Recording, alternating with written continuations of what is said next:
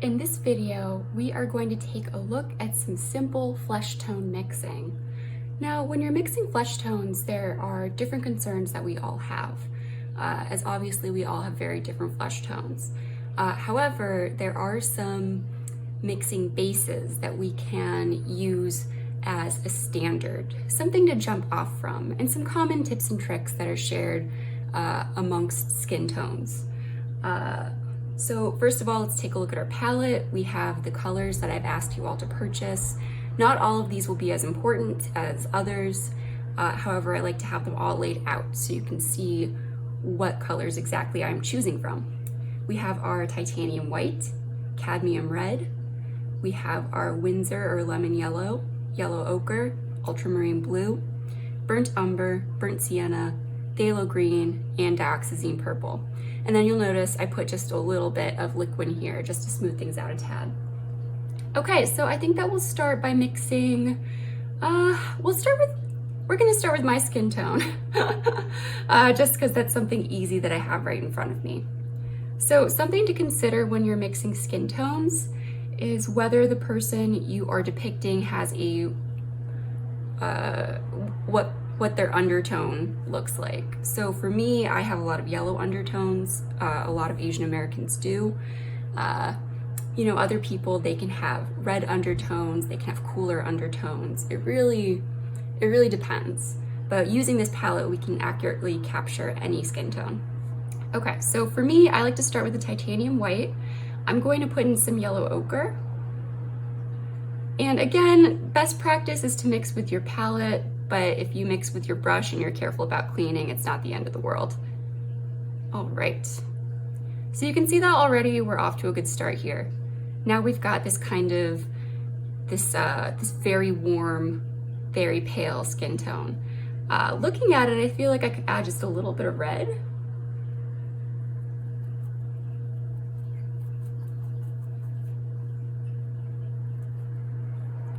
All right, well now this is just a little bit too pink, I think. Let's try adding a touch of blue. See how I'm using very small amounts of some of these colors? Just like a little tiny bit of blue on my brush. And that will make, honestly, quite a bit of a difference. Some hues have different tinning strengths. So, you know, just a little bit of blue is going to be enough to balance out a lot of another color. For example, yellow ochre. All right, so that's not a bad skin tone. I definitely have that color present in a lot of the highlights on my face. Let's go ahead and just make a mark here.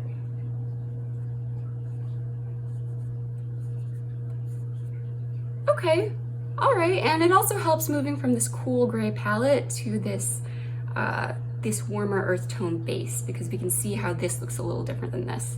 Let's go ahead and take some of this paint. I'm going to add some yellow ochre to it. Make it more of a medium tone. And I'll also add a little bit of burnt sienna.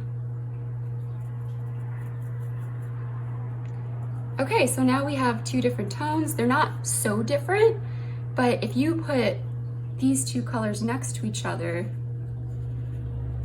see, you can see there, that could be a very nice transition. Okay, let's take a look at, say, a skin tone with more of a red base to it. So we'll take the titanium white, we'll add in more cadmium red than I had before.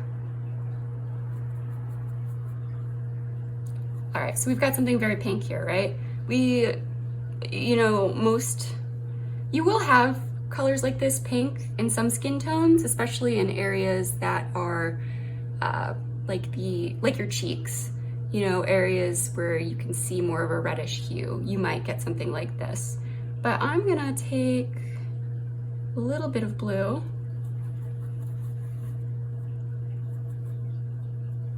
and then maybe a little bit of burnt sienna. I think more red. You see how I'm just evaluating and reevaluating as I'm going? So that's kind of interesting. This still goes with these other two colors we've mixed pretty well.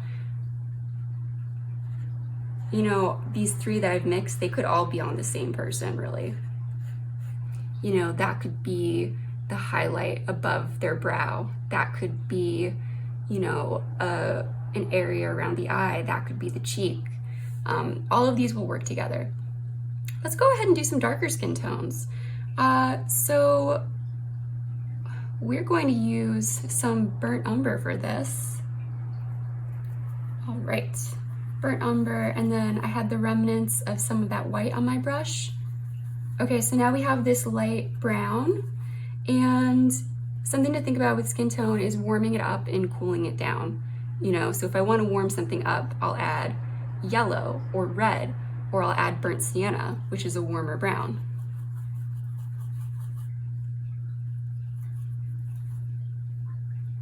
Maybe I'll add a little bit of red to that.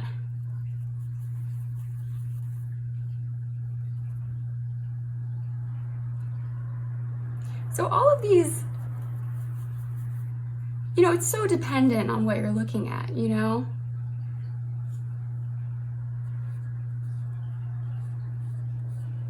What's accurate for one person could be horribly inaccurate for another person.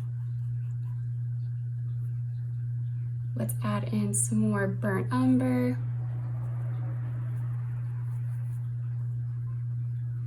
And let's add in a little bit of yellow ochre maybe. See, like, you see how this has more of a yellow undertone, this is more of a red undertone? It's just these subtle differences.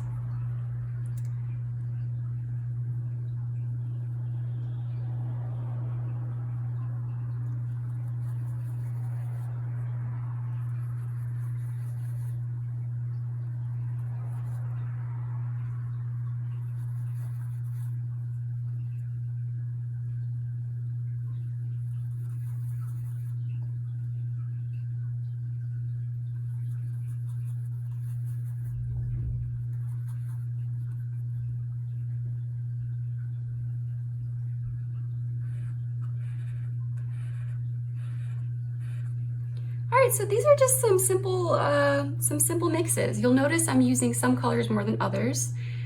Burnt sienna, burnt umber, ultramarine blue, yellow ochre, cadmium red, and titanium white are very helpful. You can use these other colors. You do have that phthalo green and dioxazine purple available.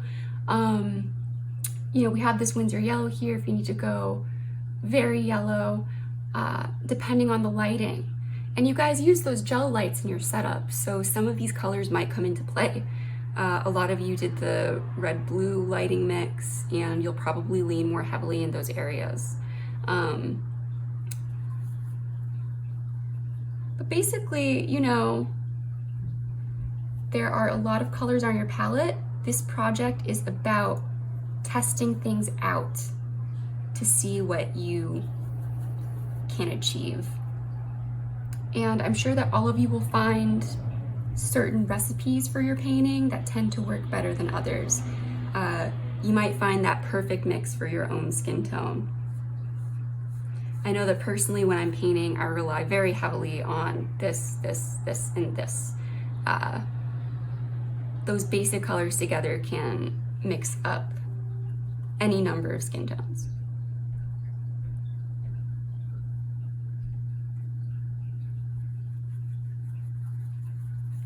See, I'm just trying different mixes now, and you can see how all of these are so different.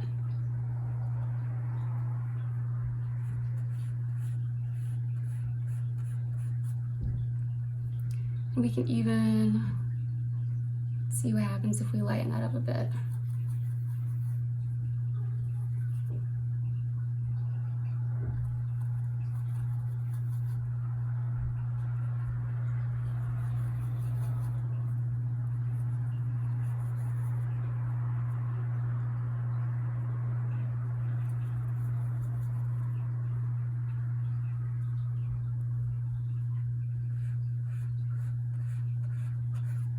Okay, you know, we've got a lot of skin tones here. You've seen me mixing some of them. Go ahead and try it out yourself. And, you know, when you look at a color, if you think, don't be limited by what you think you should see. So you could have all of these tones in your reference image, depending on lighting conditions. Try to mix and match exactly what you see, and if you trust your eye, it won't lead you astray.